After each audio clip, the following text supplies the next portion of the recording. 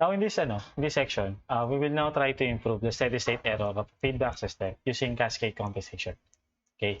Now, objective natin dito, okay, is basically we want to improve the steady state error without changing essentially the transient response. So basically, we will be having a system having an improved error performance, but um, having the same transient response as the uncompensated system. Okay. So there will be two techniques, okay, in that we will be discussing here. Okay. So we will first discuss a technique wherein we will reduce the error to zero. Okay. So the first technique would actually reduce the error to zero. And for us to do that, we would be using the ideal integral compensation. Okay? And again, when you say ideal integral compensation, you would use an integrator. Okay? Gagamit tayo ng pure integrator dito. Okay? So as I was pointing out earlier, okay? When you use an integrator, you would be actually increasing the system type of your system. Okay? I-increase natin yung system type. So from a type 0 system, for example, magiging type 1 yan dahil magkakaroon na ng isang integrator dun sa forward path niya, or madadagdagan ng isang integration factor dun sa forward path niya. Therefore, the system type would actually be increasing. And again, if we have an increased system type, okay, for the same test input, yung error mo mare-reduce bigla sa zero. Okay, so that's one way of or that's actually a way of reducing your error to zero. But again, the use of integrator would actually require you to use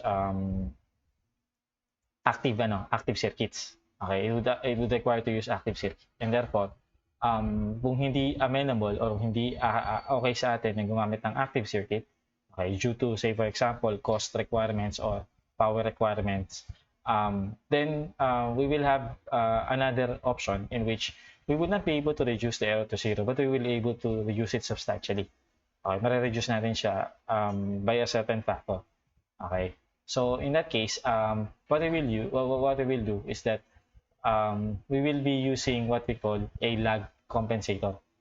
Okay, so gagamit tayo ng tinatawag na lag compensator. So the lag compensator would actually just improve your error performance but not reduce your error to zero.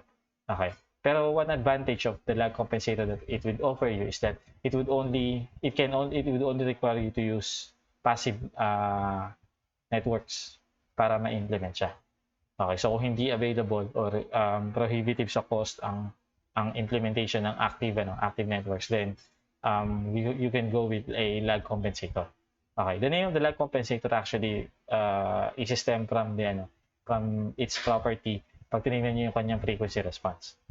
Okay, so ayun. Another name that we can use for the ideal integral compensator is yung tinatawag nating proportional integral compensator or yung PI compensator. Kung maalala nyo, binanggit ko sa previous section na meron tayong PID or proportional integral derivative compensation, okay, or controller. Dito, ang gagawin natin is actually isa-isahin natin siya. Proportional integral, proportional derivative, and then yung tatlo, proportional integral derivative. Okay, so yan din yung tawag natin, yan din yung ideal integral compensator natin. Okay, so we will discuss both approaches, itong PI compensation tsaka itong lag compensation, and see how they can actually improve yung ating error performance. Okay, now sa ideal integral compensation or sa PI compensation natin, okay, so the steady state error can be improved by placing an open loop pole at the origin. Okay, basically because it would increase the system type by 1. Okay, and then if you want to retain, or if you want to, kasi what would happen is that pag naglagay kayo ng open loop pole sa origin, that would also change the shape of your root locus. Okay, so ngayon para bumalik siya sa dati at para yung root locus ninyo would actually operate on the same operating point that it has before it was before the open loop pole was added at the origin. Then lalagyan natin siya ng open loop 0 na malapit dun sa open loop pole na nilagay niyo sa origin. Okay? So that would mean na since malapit yung open loop 0 at saka yung open loop pole, basically magkakaroon niya ng paano yung tawag na pole zero cancellation. Okay, so I'm talking about this one. I'm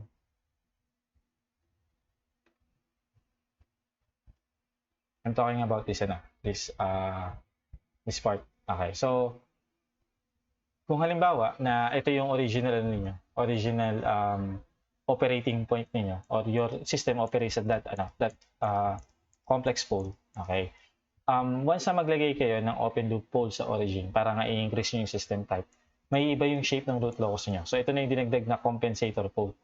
Okay, so may iba yung shape, mawawala dito sa part na to yung root locus niyo. Okay, so ibig sabihin may iba na talaga yung performance ng niyo kasama yung transient response. Okay, and again, ang objective nga natin is for us to just correct the error and not change the transient response. Okay, basically babawiin natin yan by actually placing an open loop 0 na malapit dun sa open loop pole na nilagay natin sa origin. Okay? So, kasi kapag naglagay kayo ng 0 na malapit dito, essentially, you are employing yung tinatawag nating pole 0 cancellation. Basically, itong dalawang ito at saka to, cancels each other out. So, therefore, sa root locus, hindi masyado mararamdaman yung pagkakaiba yung epekto ng dalawang yan. Kasi nga, halos nagka-cancel sila with each other. Therefore, yung shape ng root locus nyo, babalik sa dati. Okay? And then, ma-force ninyo or ma-set ninyo ngayon na yung system ninyo to actually operate back on this point A. Okay? So, for us to be able to design yung ating compensator para sa or the transfer function essentially of a PI compensator, okay, or an ideal integral compensator is that meron kayong gain times S plus JC, okay, divided by S. Okay, so yung S na to represents the open loop pole at the origin. Tapos itong JC na to must be an open loop 0 that is close to the open loop pole at the origin. Okay, so dapat ito malapit yung value. So kung ang pole niyo is nasa 0, dapat yung value nito is nasa 0.1 or 0.01. Okay, so the nearer that JC, okay, sa origin, mas malapit yung performance niyo sa yung transient response performance niyo sa uncompensated system. Pero at the same time, yung error niyo is reduced to 0. Okay, so ayun. So we now take a look at an example para makita natin mabuti kung ano yung epekto ng paglalagay ng ideal integral compensator o ng PI compensator sa inyong system. Okay. So first, in this case, gagamit tayo ng CSD app o ng Control Systems Design app ng MATLAB. Okay. So we first so we have this system. Okay, we have this system. We first analyze yung system natin para mahanap natin yung tinatawag nating operating point. Okay. So lagi 'yun kapag magde-design tayo ng compensator, we always start with the uncompensated system. Okay. Kasi kailangan natin mahanap muna yung tinatawag na operating point. Okay. Yung operating point ng system natin. Okay. So in this case, we would like to find what would be the operating point of this uncompensated system. Okay. So we started with defining your systems sa MATLAB workspace. So yung F natin is 1. Okay. So I explained this over and over again before. Okay. So yung F natin is 1, H natin is 1. Okay. Then this is your forward transfer function. Okay, so that excludes K kasi yung K ilalagay natin dun sa ating controller design. Okay? So what we will do next is to import this into our CST app, okay? By choosing edit architecture, tapos edit itong edit architecture natin. Now once this pops out, okay? So again, i-import natin si F.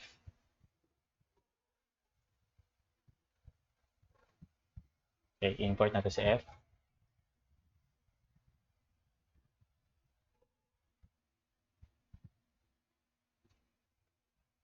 Import natin si G.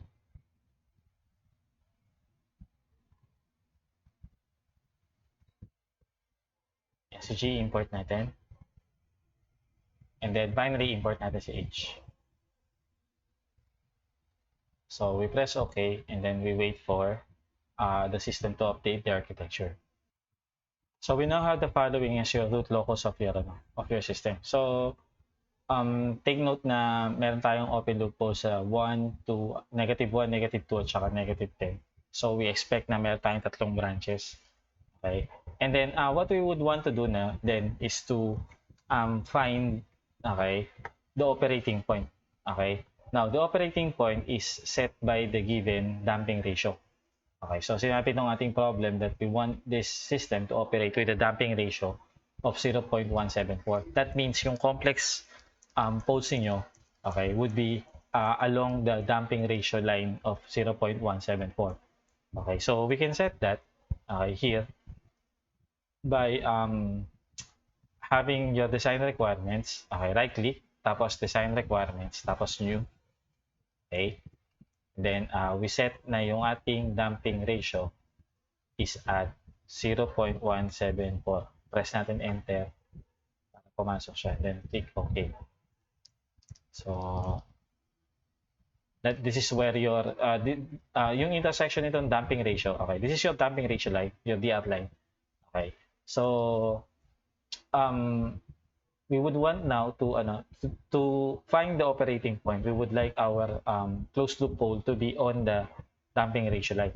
So ang gagawin natin is to set the pole on this DR line. Okay. So ayan. So drag natin siya doon. Ito yung closed loop pole natin, yung kulay pink na dot. Drag natin siya papunta dito.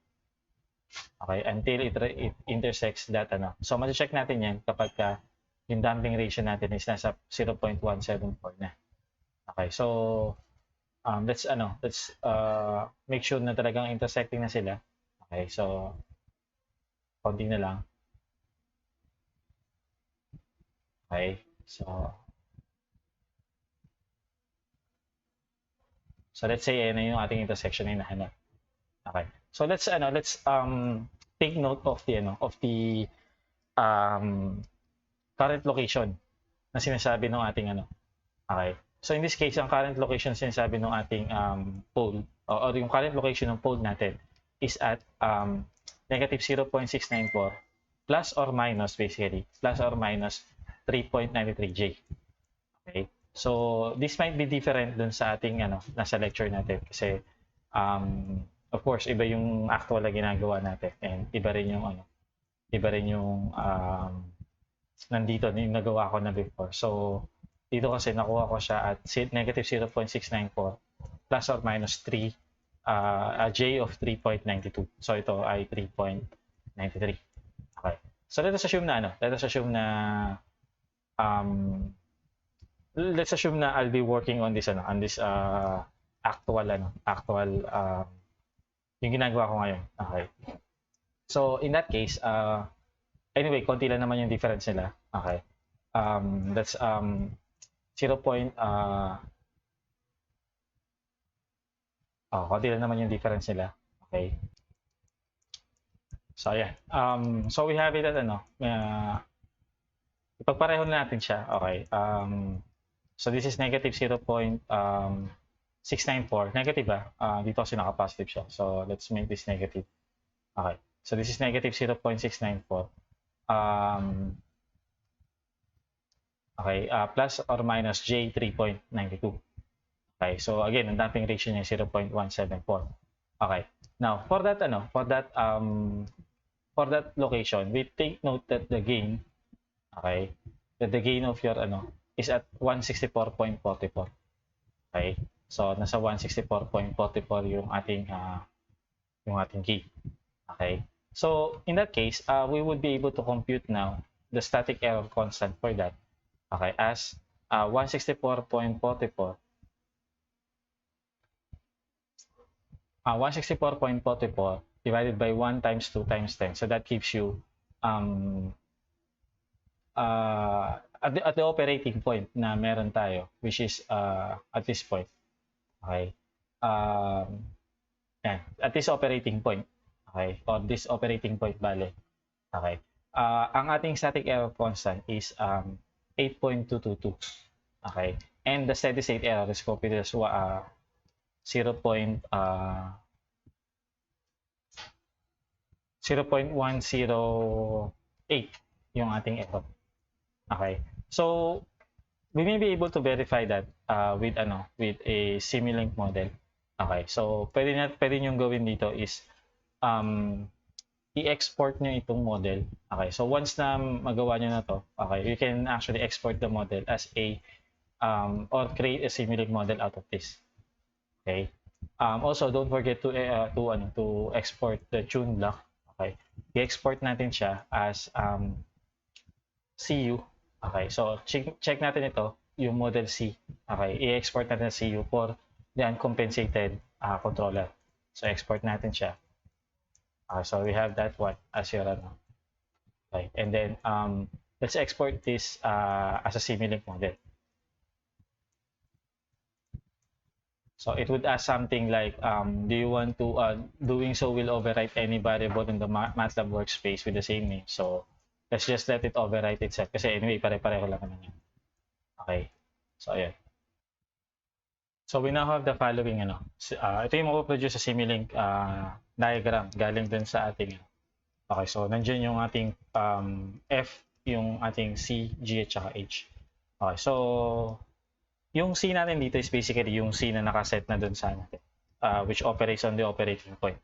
Okay, so gawin natin is tanggalin natin itong output nito kasi hindi natin kailangan i-measure yung output. Ang kailangan natin i-measure dito is the error. So let's delete that output and then change natin yung input natin sa step input. Okay, so we need a step input here. Okay, and then gawin natin dito. Okay, so ayan. And then we set yung step signal natin to start at point 5. Okay. So ayan, para medyo may 0 pa siya ng konti tapos tsaka siya mag-1 pag nag 0.5 seconds na siya. So just click OK. And then lagyan natin ito ng signal viewer. Okay. So, para ma-measure natin yung error dito.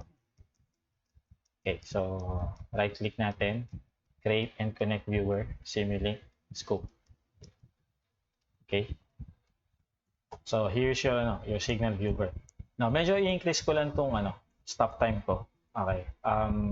Just to make sure na nasa settling, nasa steady state part na talaga ako ng response. Okay, so para masigurado lang natin, let's set this to say 50 seconds. Okay. And then let's run the simulation. Okay. So ayan.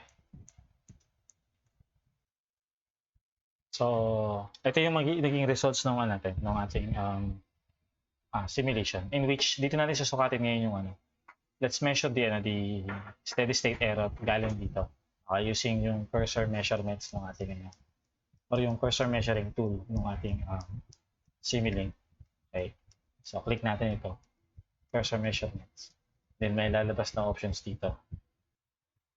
So pag dinala natin tong cursor na to sa part in which we see na yung ating yung error signal to basically, no. Okay, so makikita niyo naman yan dito sa ating block o sa model na this viewer is actually probes the error signal. Okay, so this is the error signal. Okay, in which we are now on the steady state part ng ating error signal. Okay, and we measure it using cursor 2. So nakikita natin na yung ating na-measure is 0.0 0.1085. Okay, ang na-compute natin, ang computed error natin dito ay 0.018.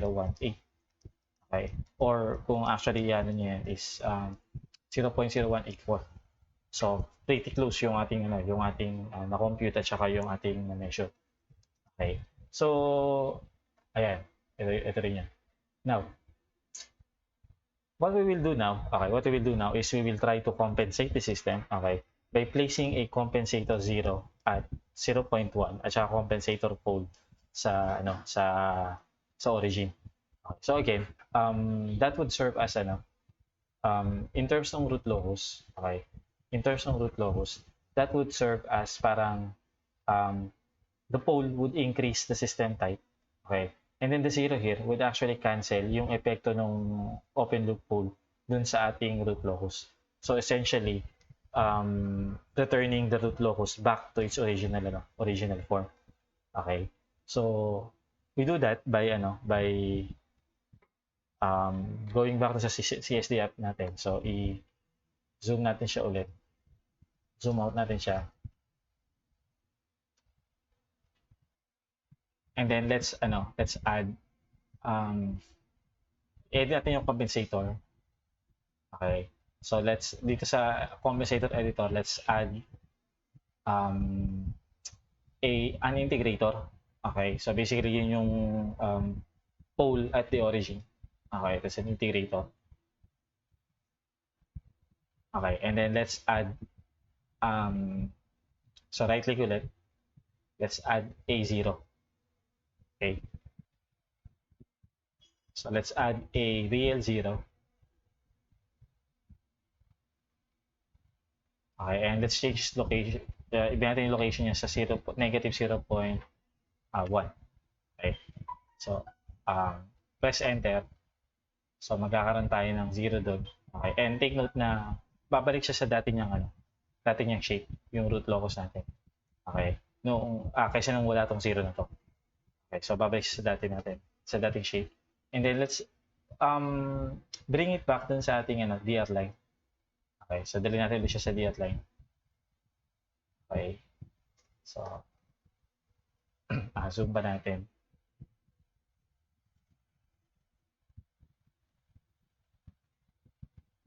Okay, ayan.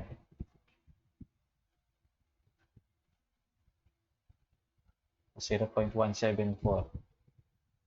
yung ating target. Pero this time medyo may i-expect natin na at this point medyo may iba ng konti yung location niya as dun sa original niyang location. Okay. So now dito nakita natin na intersection natin is at negative 0.687 plus or minus J 3.84.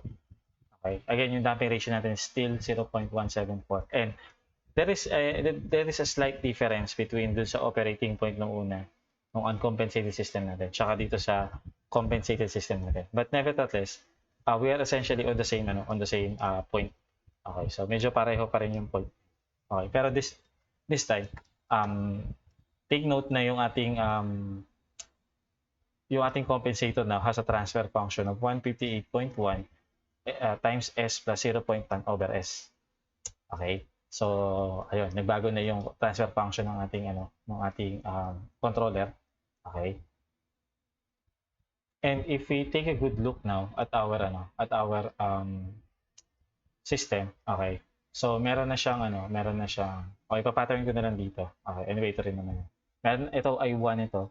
Okay, now this is 158.1 times, sorry. Sige, gawa lang tayo ng bagong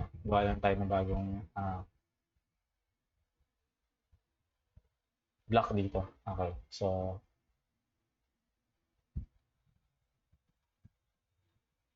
ito ay 1.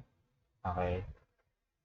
Tapos ito ay 158.1 times S plus 0.1 divided by S. That's your C. Okay. Then this is 1 over S plus 1 times S plus 2 times S plus 10. Okay. And then this is 1. Feedback natin. So, negative, positive, this is your C. Okay. Now, we take note na, pag pinagsama natin ito, kasi nga, this is the forward transfer function, yung combination ng dalawang. We would be able to take note na that becomes 158.1 times S plus 0.1 divided by S times S plus 1 times S plus 2 times S plus 10. Okay. Take note na ito, tumaas na yung system type niya kasi nagkaroon na siya ng pure integration. So, naging type 1 na siya. So, now, we expect na kapag mineasure natin yung error nito, as pag binerify nyo ngayon using yung Simulink okay, you would be able to see na yung error niya is actually 0. Dito, sa measurement natin, basically, hindi pa siya nag-approach ng 0. Pero nakikita nyo na bababa yung error niya. Okay. So, we are expecting na after some time, yung error nyo totally magiging 0. Okay. So, ayun. By the way, dito, kapag ginawa nyo to, okay, basically, i-export nyo muna yung i-export nyo muna yung compensator ninyo. Okay. I-export muna natin ito. Okay, as CC. I-export natin siya as CC.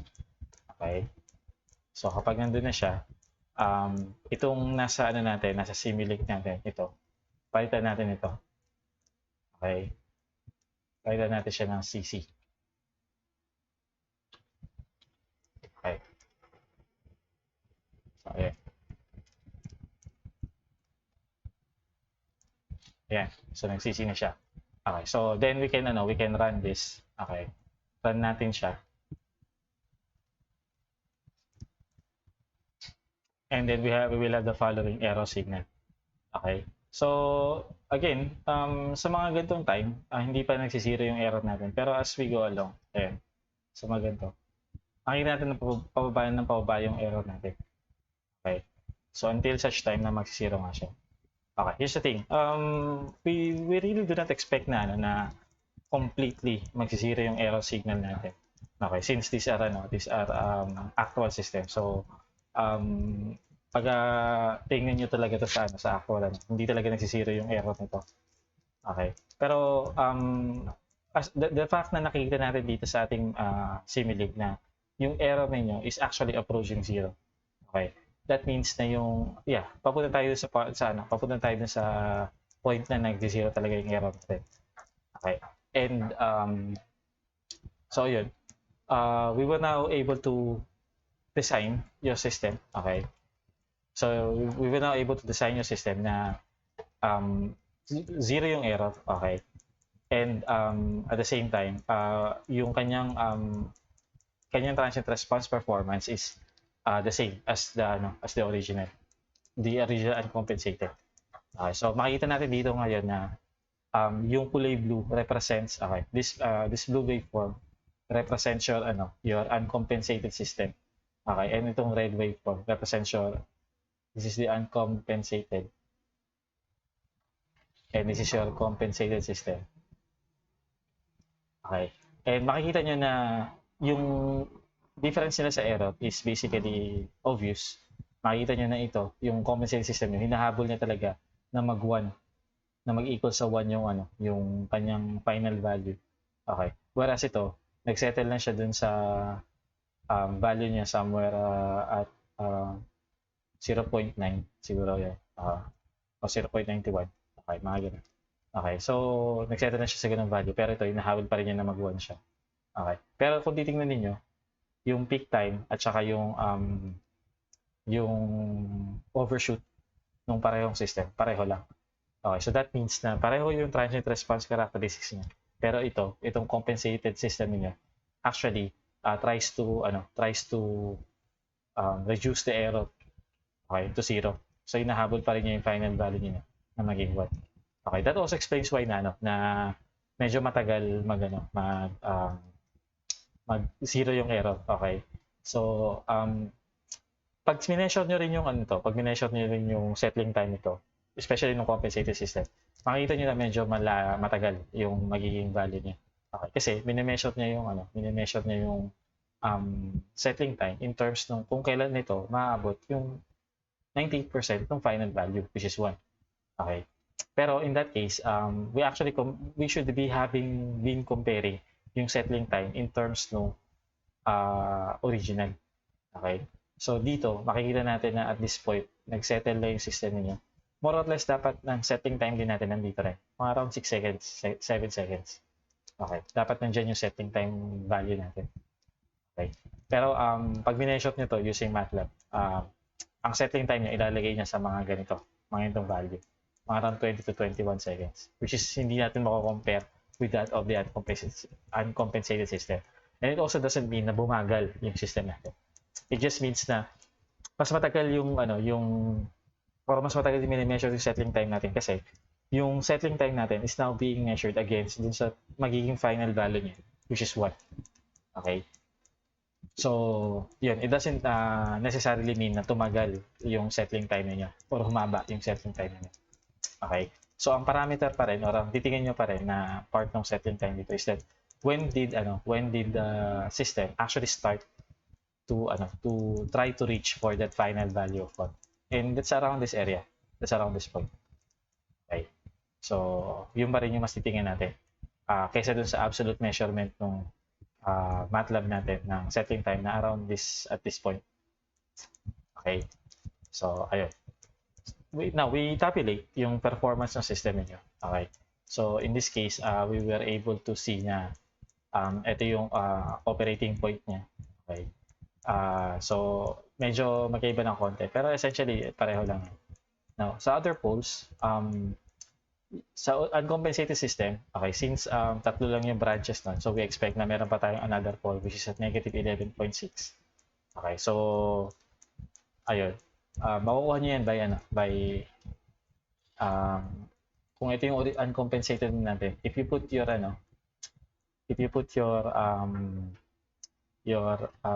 cursor dyan sa point na yan, okay, you would be seeing na makukuha mo yung negative 11.6 na third pole.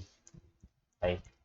And then, on the other side, makikita natin na yung other poles natin is at negative 0.0902 at saka negative 11.6. Okay. So, malalagyan tayo ng isang pole kasi nagkaroon kayo ng isang branch. Tandaan nyo, naglagay kayo ng isang pole, isang zero. Okay, which essentially adds another branch. Okay. So, meron pa kayong dalawang branches dito. Tapos meron pa kayong isang branch dito. So, magiging 4 na branches yan. 4 na poles ang inaasahan natin. 4 na closed loop poles. So, actually ito dalawang to, essentially pareho to. Itong gain natin para sa uncompensated system tsaka sa compensated system. Essentially pareho yan. Yung dalawang yan. Okay. Pero syempre may slight difference kasi may slight difference din dito. Okay. So, ayan. Now, the damping ratio is the same. Okay. Overshoot is essentially pareho din ito. Okay. Ang pinagkaiba niyan is hindi dahil sa magkaiba yung overshoot. Ang pinagkaiba niya kasi nag-iba yung yung reference value niya. Okay, sa overshoot kasi dito, okay. Dito sa blue na line, ang overshoot nyo, naka-reference dito. So that is why mataas siya. Okay. Pero yung sa pangalawa, sa compensated system, ang overshoot nyo, naka-measure doon sa final value which is 1. Okay. Pero kung titignan nyo, pareho lang naman, di ba? Okay. Pareho siya, essentially, pareho siya ng peak value. Okay. Pero ang pinagkaiba niyan is yung reference kung saan nyo kinompute yung overshoot, kung saan siya nag-overshoot. Again, ang overshoot niyo is measured against the final value. Okay. So, ang formula nga nun is C max minus C final. Okay, C final over C final. Okay. Now, since nag-iba ito at saka ito, dun sa parehong case, mag-iiba rin yung value niya. Pero essentially, yung Cmax nyo, pareho lang. Okay, so yun ang mas titingnan natin. Yung value ng Cmax. Okay, so tingnan natin mabuti yun. Now, yung position constant, okay, Kp, is essentially 8.22 dun sa original natin. Okay, pero this becomes, or 8.222, dun sa ating, uncompensated system. Okay, so that's 8.222. And infinite na siya kasi sa compensated system kasi nga nagkaroon na tayo ng integration factor sa forward transfer function. So magiging infinite na to. Okay? So, ayan. which means yung error nyo ngayon ma-reduce sa 0. From 0.108 magiging 0 na siya. Okay? So that's how we compare the performances of the two of the uncompensated system and the compensated system. Okay. Now, how do we implement now an ideal integral compensator? In terms ng block diagram, okay, pwede nyo siyang i-implement using a parallel combination, okay, ng isang pure gain at saka ng isang integrator block. Okay, so yung nakuha kasi natin is basically 158.1 times S plus 0.1 divided by S. Okay. So ngayon dito meron kayong basically ito. Ito yan. Yan. Okay, so yung K natin dito na ginagamit to describe the game is basically ito. Okay. Pero kung igagawin niyo siya sa parallel para makuha mo individually yung K1 tsaka yung K2. Okay. That basically ito i-spread out natin to. Okay. So basically this should be 158.1 over S plus 15.81. Wala pa lang over S to. Kasi S over S magka-cancel out sila. So 158. That is basically just 158.1. Okay, plus 15.81 over S. Okay, so ibig sabihin, meron kang pure gain na 158.1. Tapos meron kang integrator gain na 15.81. Okay, so that's how we implement it in a block.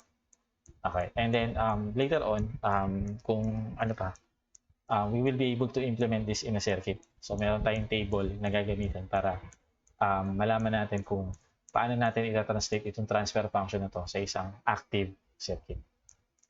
Okay, so that's how we design your proportional integral controller. Okay. Now, the next na pang-correct natin or pang-reduce natin ng error, okay, is yung tinatawag nating lag compensation. Okay, so the method by which the next method by which we so dito sa lag compensation, okay, hindi natin ma-achieve talaga yung zero error, okay. It's because we cannot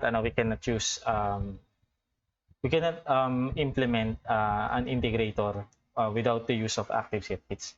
So kung purely passive circuits lang yung gagamitin natin, hindi tayo makakapaglagay directly ng pole sa origin.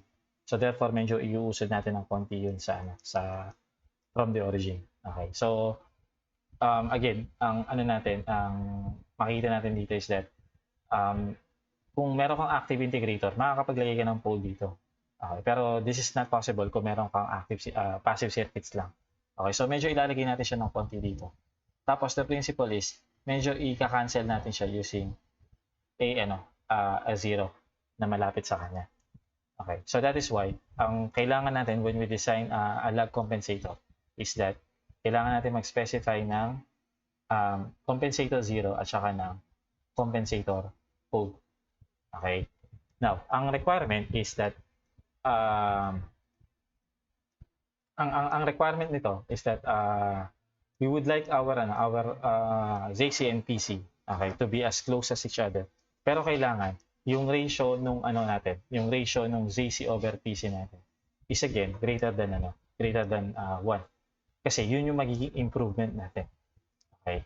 This would be the improvement that we need, okay, in order to increase the static error constant, okay, and therefore decrease the error. Okay, so again, we say na yung ZC over PC is the improvement in the static error constant, okay, that we require. Okay, so that we would be able to increase the static error constant by this factor, okay, and therefore we would be increasing the decreasing the error, we would be reducing the error by a certain factor. Okay. So kung ganun, ibig sabihin nito, dapat si pole natin, dapat mababa to sa 1. Okay. So kailangan medyo malapit to ng konti sa origin. Okay. Kasi dapat mababa yung value niya. Again, kung mababa yung value nito, okay, kesa dito, what would happen is that yung ratio nila would actually be greater than 1. Okay. Say for example, kung ang pole ninyo ay nasa 0.1, tapos ilalagay natin ito as nasa 1. Okay. So we will have a JC over PC ratio natin. So may improvement na tayo sa error natin. Okay. So yung pole natin, medyo malapit sa 0, malapit sa origin. Okay. Tapos yung pole natin nasa 1. So nasa kaliwa siya ng compensator 0 natin. Okay. So ito, as this goes near the origin, mas malapit siya sa origin, mas mapapaliit pa natin to. Okay. So ayun. So dapat mas malaki si 0 kaysa kay pole. Okay, tapos si pole dapat mababa sa 1 at malapit siya sa origin. Yun yung requirement nung natin, nung transfer function natin dito, o nung compensator 0 at compensator pole natin. Okay, so let's have an example para ma-appreciate natin siya. Okay, so if we have to design a lag compensator para dun sa inyong system, okay, dito sa controller niyo, using the same system na meron tayo kanina sa previous example. Okay. We will again, we have evaluated the error of this system, okay, at 0.108. Okay. When the gain is 164.4. Okay, and the static error constant is 8.23. Now, we would like to improve this we would like to improve the steady state error. Okay, take note, ang i-improve natin is steady state error by a factor of 10. Okay, so i-improve natin si steady state error by a factor of 10. So which means, yung bago nating error, kung si error natin sa uncompensated ay 0.108, sa improved error natin o sa compensated system natin, dapat ang error natin becomes na 0.0108. Okay, so again, yun yung 10-fold reduction sa error. Okay, or 10 times reduction sa error. Okay. Now, from this, we will be able to calculate the improved KP. Okay. In which we will use the formula ESS equals 1 over 1 plus KP. Okay. Tapos solve natin yung KP dito. Bibigay sa ating formula ito is this one. Okay. So, we will now have 1 minus 0.0108 over 0.108. We have 91.59. Yan dapat yung bago nyong maging bago nyong KP. Okay? Para ma-meet natin yung error na to.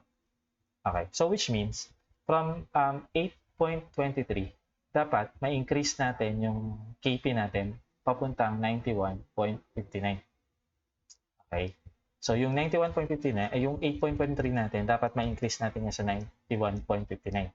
Yung improvement na yan or yung increase na yan sa KP, dapat yan yung maging ratio sa C over PC natin.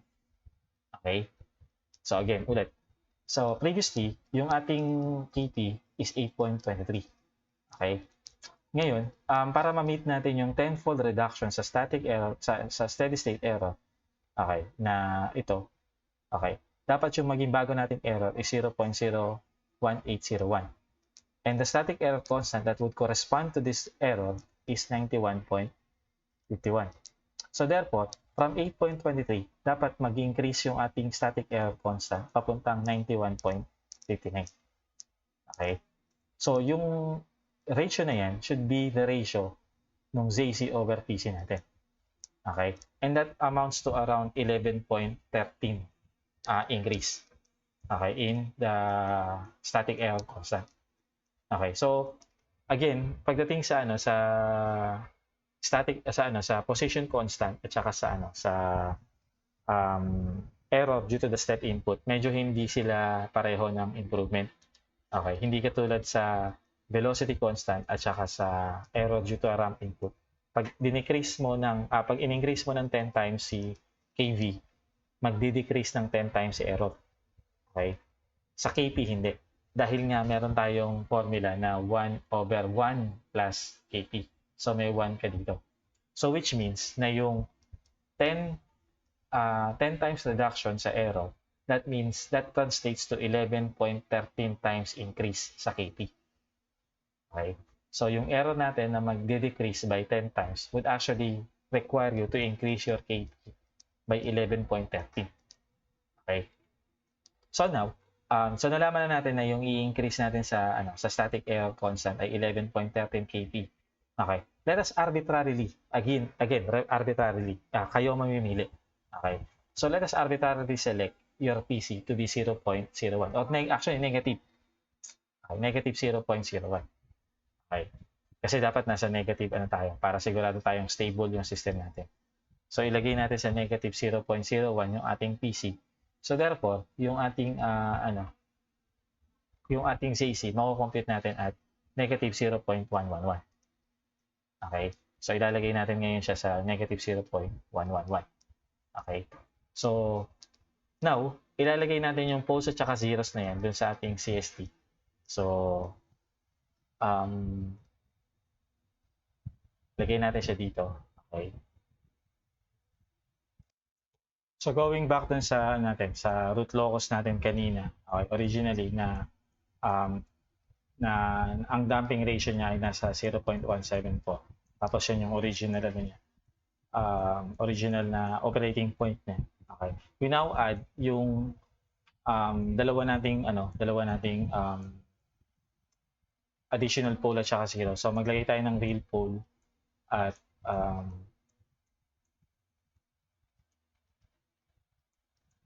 negative 0.01. Okay. So take note na once na idagdag niyo, mababago yung shape ng root locus ninyo. Okay. And then para mabalik natin siya sa dati ngayon, dagdagan natin siya ng real 0 at negative 0.111. Okay.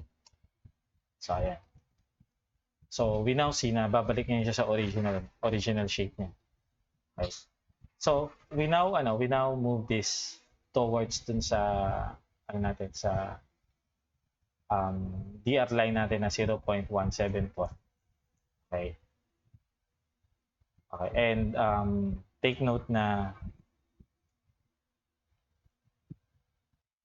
so by dragging again yung poles niyo papunta sa DR line niya. Okay. We find na makita natin siya ngayon sa negative 0.676 plus plus J 3.84. Okay. Tapos yung ating block now has a transfer function of 158.31. Okay. S plus 0.111 over S plus 0.01. Okay. So pwede natin i-export ito. Export natin siya sa MATLAB natin. Para mas ma-analyze pa natin yung epekto niya. Okay. So lagay natin dito as CLAG. Okay. Yeah. So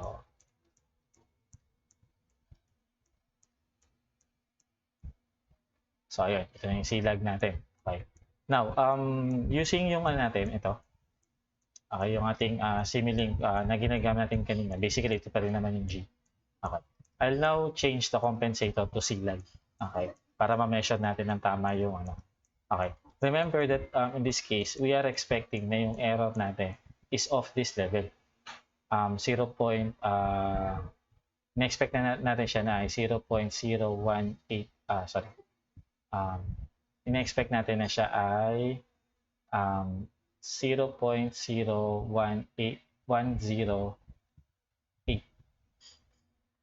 Okay. 0.8. Yan. Ina-expect natin na nasa level siya na to. Okay, yung error natin. Okay. So, again, using yung ating Simulink block. Okay. So, papalitan natin siya ngayon ng CLAG. Okay. So, again, dapat pareho yung ilalagay niyong pangalan diyan, system variable diyan, tsaka yung nandun sa sa MATLAB natin. Dapat pareho. Sa workspace dapat pareho siya ng ng name. Okay. Otherwise, hindi yan eh. Mag-error yan. So, malalaman nyo pag nag-error yan, pag nagpula, ito. Okay, pag nagpula yan, yun. Alam nyo ng, may error yung system niyo or may error tong model niyo. Okay. So, ayan. Now from here, we run this, we run this system. Okay. Then, abangan natin yung results dito sa viewer natin. So from this measurement ng ating again sa cursor, I'm looking at cursor 2 kasi ito yung medyo mas settled na siya or mas nasa steady state na yung value ng natin. The error is 0.0122.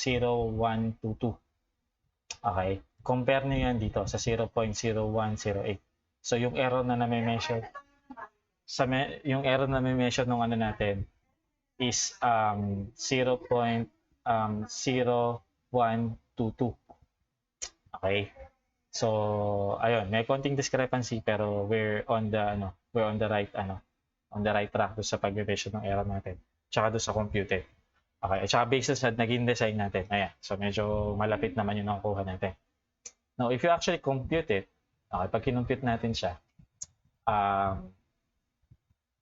yung ating error becomes, or when we compute it siya, yung error natin becomes 158.31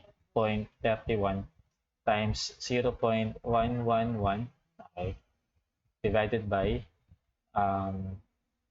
0.1 times 1 times 2 times 10. That would be our KP. Okay. So, pag kinumpute natin yan, okay, that should become 158.31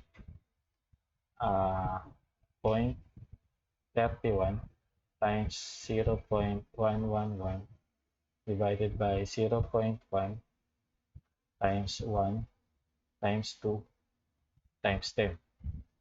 Yeah. So 8.78. Ang target natin KP dapat is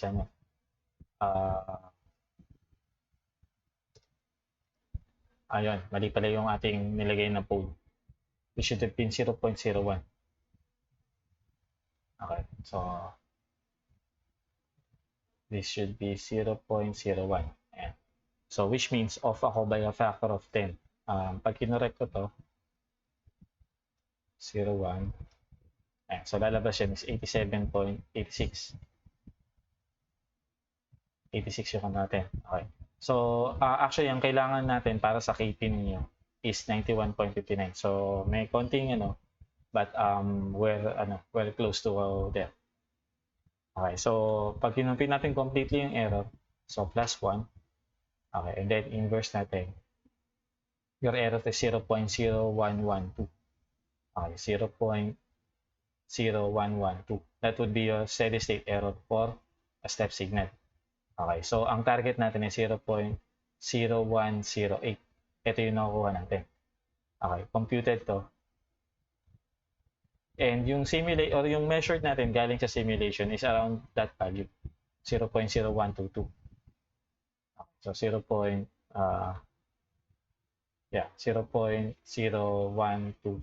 tinukuha natin sa simulation. So, nandun naman na tayo. Okay, nandun naman na yung mga values natin. Okay, and then that we were able to improve now your error by tenfold. Okay, so mas may improve nyo pa yan kapag mas maganda yung pinili yung value para sa pole. Okay. So again, pag nagde-design tayo ng lag compensator, arbitrarily, pipiliin nyo kung nasan yung pole. Okay, and choose the pole to be near the origin. Okay, then from there, compute the required location for the zero using yung improvement sa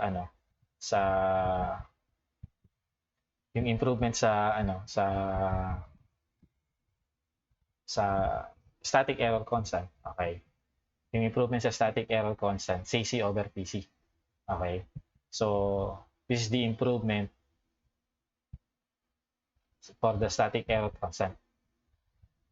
Getting static error constant. That will be the improvement for the static error constant, CC over PC natin. Okay, Then from there, so again, piliin nyo muna kung nasan yung PC.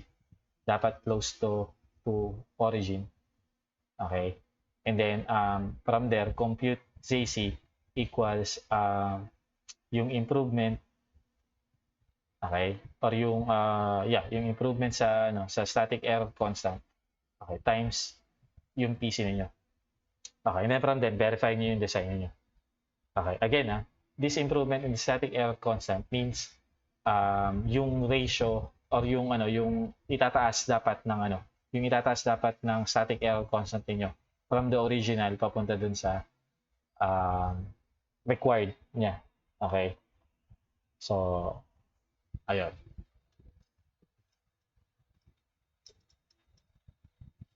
Now, there's another example here which I would like you to work on para mas ma-practice kayo.